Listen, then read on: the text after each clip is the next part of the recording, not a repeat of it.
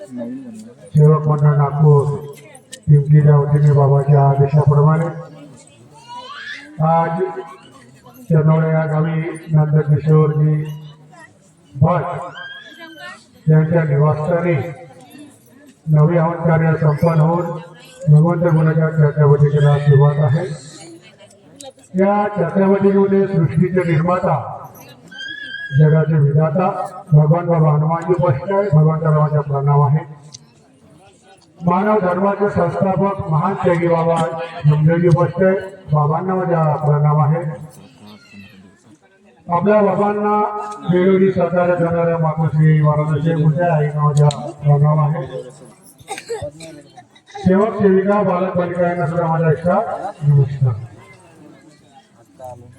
तर पहा मार्ग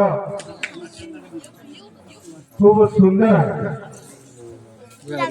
आपण जेव्हा या मार्गात प्रवेश करतो कोणत्या नाही कोणत्या दुःखातून कोणी व्यसनातून येतो कोणी भूतबाधीतून येतो आणि जेव्हा आपल्याला कार्यकर्ते साहेबांचे मार्गदर्शन लागते आणि पहिल्या दिवशी आपल्याला समाधान मिळते शब्द।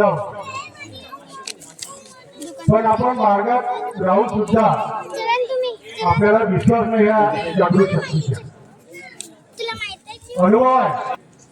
तर ते इतके व्यसनी होते दारूच्या आणि इतके गेले होते जुवा खेळत होते परंतु त्यांना एका सेवकाने मार्गदर्शन केलं आणि मार्गात प्रवेश केला पण त्या सेवकाला विश्वास नाही या दैवी शक्तीवर।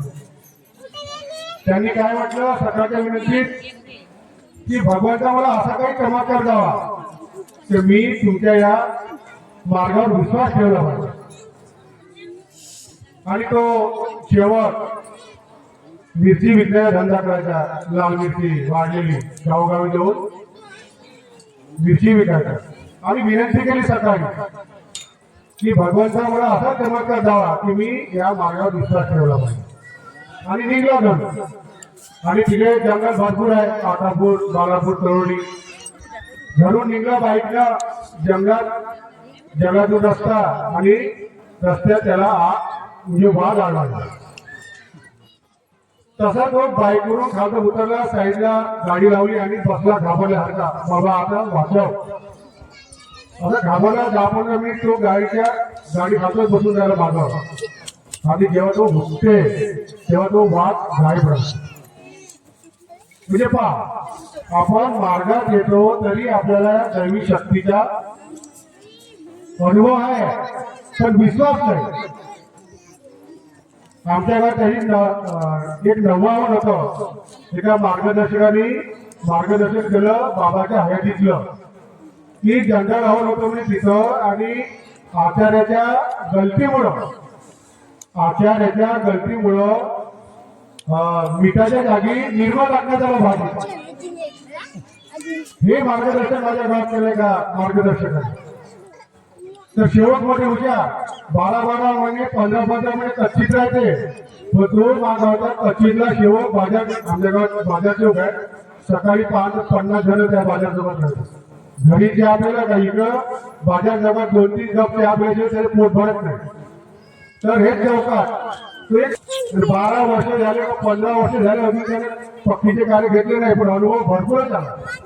म्हणून आपण या आपल्या दैवी शक्तीला अजमावा नको ही दैवी शक्ती जागृत आहे आणि आपल्याला तत्व शब्द निवड वाचण्याची गरज आहे। आपल्या कार्यकर्त्याच्या शब्दाचं पालन करण्याची गरज आहे। एका मॅडमने सांगितलं की आरतीचा कापूर घेत होतो माझ्या भावानं आरतीला कापूर घेतला होता आणि मुलीची तब्येत वाईटली लाड हॉस्पिटलमध्ये भरती केलं पण गरीब माणूस तो दुसऱ्याकडे नौकर राहत होता तर नेलं लाड साहेबांना त्यांनी सांगितलं 50,000 रुपये लागते भरती करा त्याच्या वही पैसेच नव्हते। त्यांनी वापस आलो मुलीला सकाळ जवळ बसला आणि जीभ लागली घराकडे येता येते पुचारी मोवाडी गाव आमच्या गावात तेवढ्यात आला तेव्हा त्याला आठवलं की मी धानुली गावाला गेलो आणि गणपतीचा कापूर घेतला होता ते त्याला शब्द आठवले।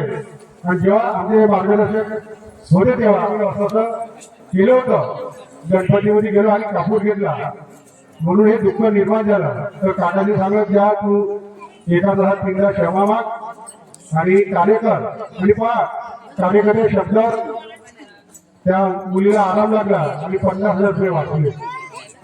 पण आपल्याला त्या आपल्या या दैवी शक्तीची ओळख नाही, कारण असे भरपूरसे अनुभव आहेत आणि वेळ कमी आहे म्हणून एवढे बोलून मी माझे 2 शब्द इथे सांगतो. सर्वांना नमस्कार.